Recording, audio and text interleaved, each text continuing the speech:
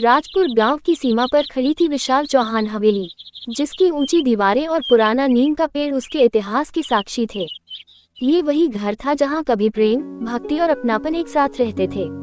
पर वक्त के साथ जब धर्म सिंह चौहान के 5 बेटों की शादियां 5 अलग अलग धर्मों में हुई, तो इस घर की नींव हिलने लगी। धर्म सिंह और उनकी पत्नी दादी जमुना अपने आप में धार्मिक और परंपरावादी थे, पर उन्होंने बेटे बेटियों की खुशी के आगे झुककर हर रिश्ते को अपनाया, भले ही वो अलग धर्मों की बहुएं क्यों न हों। सावित्री चौहान हिंदू, आरती करने वाली, नियमों में बंधी पर दिल से सीधी सच्ची।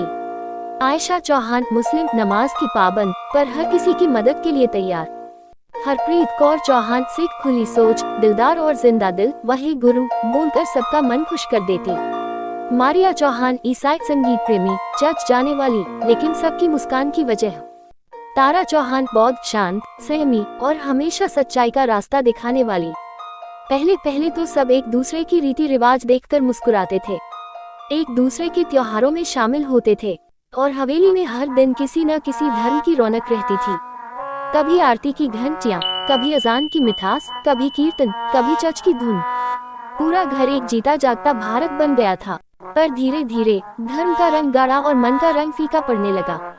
एक दिन सावित्री ने पूजा के समय तुलसी के पौधे के पास अगरबत्ती जलाई। उसी समय आयशा ने पास में नमाज की चटाई बिछाई।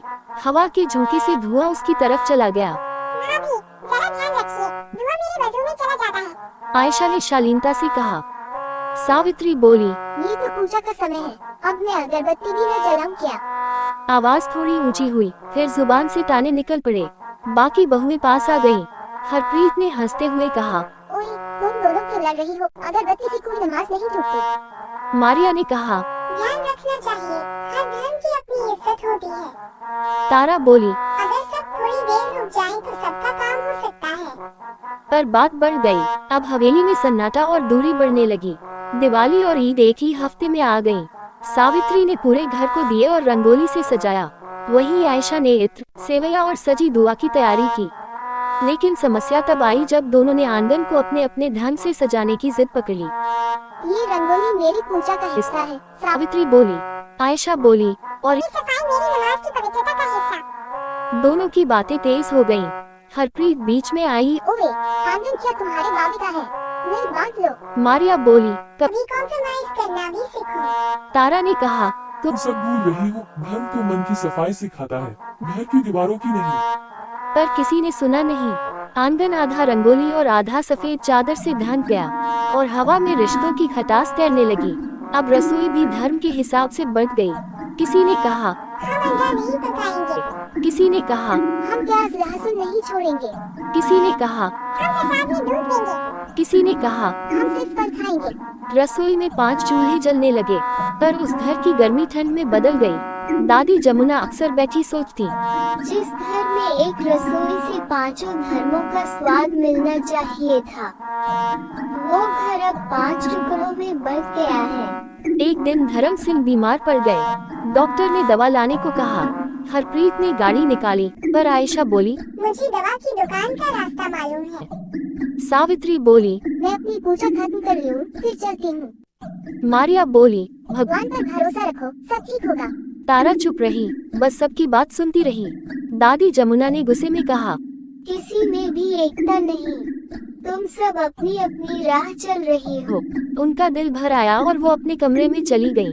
अगले दिन भयंकर बारिश शुरू हो गई। आकाश से बिजली गिरी और हवेली के पिछवाड़े का एक हिस्सा गिर पड़ा। छत से पानी टपकने लगा, दीवारें दरक गई। सब भागदौड़ में लग गए, पर तभी पता चला धर्म सिंह और दादी जमुना अंदर फंसे हैं। बिजली की तारें गिरी हुई थी, रास्ता बंद था। अब बहुओं के पास सोचने का वक्त नहीं था। किसी ने धर्म नहीं देखा, बस इंसानियत देखी। सावित्री ने पूजा का जल उठाया और कहा, इससे रास्ता पवित्र होगा। आयशा ने दुपट्टा फाड़कर रस्सी बनाई। हरप्रीत ने दरवाजा तोड़ने की कोशिश की। मारिया ने बच्चों को सुरक्षित निकाला। तारा ने सबको शांत करके दिशा दी। घबराओ मत, हम सब मिलकर निकालेंगे। मिलजुल कर उन्होंने सास ससुर को बाहर निकाला। धर्म सिंह कांपते हुए बोले, तुम सबने आज मुझे भगवान, अल्लाह, वाहे गुरु, जीसस और बुद्ध सब एक साथ दिखा दिए। बारिश थम चुकी थी। आंगन में पांचों बहुएं एक साथ बैठी। थाली में पांचों धर्मों का प्रसाद रखा गया, सेवैयां, हलवा, रोटी, फल और चावल। सावित्री बोली, आज पहली बार मुझे लगता है अगर सबके धर्म मिल जाएं, तो यही असली पूजा है। आयशा बोली, जब दिल साफ हो तो हर नमाज कबूल होती है। हरप्रीत हंसी, वाहिगुरु। गुरु भी कहेगा, अब सबने सच्चा धर्म सीख लिया। मारिया ने कहा, भगवान का प्यार बांटने से बढ़ता है। तारा बोली, धर्म का मतलब शांति है और वो आज आई है। दादी जमुना आकर बोली, आज आज मेरा घर सच में हवेली नहीं, मंदिर बन गया है। क्योंकि यहाँ 5 धर्म नहीं, 5 दिन एक साथ धड़क रहे हैं। अगले हफ्ते गांव में एकता पर्व मनाया गया। सब धर्मों की झांकियां एक साथ निकली। मंदिर की आरती में मस्जिद की अजान मिली। गुरुद्वारे के ढोल में चर्च की घंटियां बजीं और बौद्ध ध्यान की शांति ने सबका मन पिघला दिया। चौहान हवेली फिर से रोशनी से भर गई, जहां अब झगड़े नहीं, प्यार की बातें होती। धर्म सिंह ने घोषणा की, अब इस घर की पहचान धर्म से नहीं बल्कि इंसानियत से होगी। जब धर्म दीवार बने तो वो पाप है। जब धर्म दिलों को जोड़े तो वही असली पूजा है।